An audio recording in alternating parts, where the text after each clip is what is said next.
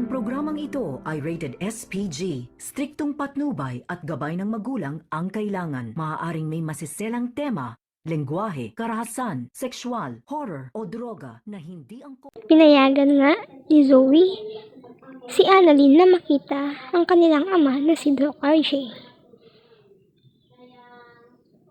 Dahil sa utang ng loob nito sa pagtulong sa kanyang ina na si Moira.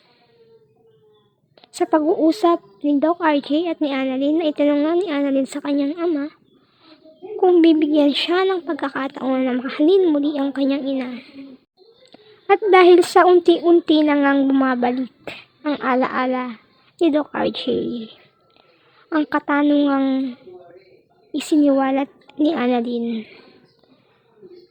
ang siyang magiging daan upang tuluyang bumalik ang alaala ni Doc RJ.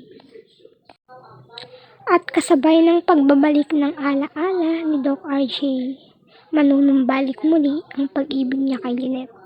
At ito ang magiging daan sa pag-aaway ni Doc RJ at ni Doc Carlos.